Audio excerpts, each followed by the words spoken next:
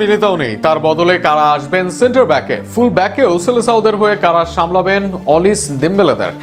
আক্রমণ ভাগে তারকার মেলা, সেখান থেকে কারা আসবেন দলে। সব মিলিয়ে প্রশ্ন, ফ্রান্সের বিপক্ষে কেমন হবে ব্রাজিলের একাদশ, কেমন স্টাইলে মাঠে নামবে সেলেসাওরা, সে প্রশ্নের উত্তর নিয়ে থাকছে প্রতিবেদন। প্রতিপক্ষ ফ্রান্স, যারা গত বিশ্বকাপের রানার আপ দল। স্টার খেলোয়াড়ে তারাও ব্রাজিলের চেয়ে কোনো অংশে কম নয়। এমন এক দলের সাথে যে কোনো লড়াই বেশ কঠিন, ব্যতিক্রম নয় ব্রাজিলের জন্য।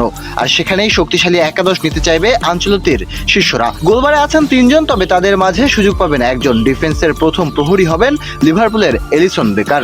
যদিও এডারসন ও বেন্তো আছেন স্কোয়াডে, তবে ফর্ম ও পরিস্থিতি বিবেচনায় এলিসনই হবেন স্কোয়াডের প্রথম পছন্দ।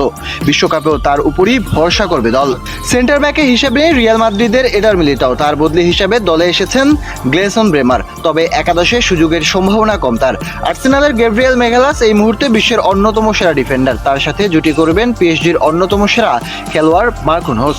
ফুলব্যাকে চিন্তার জায়গা আছে ব্রাজিলের। সিলেকশন নিয়েও আছে প্রশ্ন। রাইট ব্যাকে ভ্যান্ডারসনই নেই, ওয়েসলি দ্বিতীয় চয়েস হলেও অলিস বা ডেম্বেলের বিপক্ষে তাকে নামানো হবে সুইসাইডাল, যে কারণে সমালোচনা হলেও দানিলোই এই জায়গায় হবেন সেরা পছন্দ। একই সত্য সান্দ্রোর ক্ষেত্রে।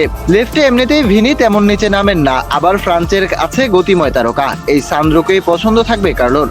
মধ্যমাঠে ব্রাজিলের শক্তি হচ্ছে ক্যাসেমিরো ও Andre Santos. Casemiro defensive midfielder হিসেবে দলের ভারসাম্য বজায় রাখবেন, প্রতিপক্ষের আক্রমণ বন্ধ করবেন এবং সঠিক সময়ে বল পুনরুদ্ধার করে আক্রমণ শুরু করবেন। আক্রমণে ব্রাজিল সাজিয়েছে তাদের দ্রুত এবং গতিময় তারকারা। রাইট উইংয়ে থাকবেন বার্সেলোনার রাফিনা, যিনি তার গতি, চান্স ক্রিয়েট এবং ড্রিবলিং দিয়ে প্রতিপক্ষের রক্ষণ ভাঙার চেষ্টা করবেন।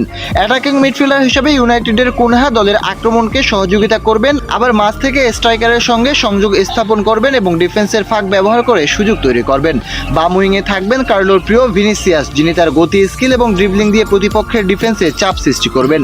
স্ট্রাইকার জোয়াও পেদ্রো আক্রমণের শেষ লাইন এবং গোল করার দায়িত্ব নেবেন। দলের আক্রমণকে পূর্ণতায় রূপ দেবেন ফর্মে থাকা এই স্ট্রাইকার।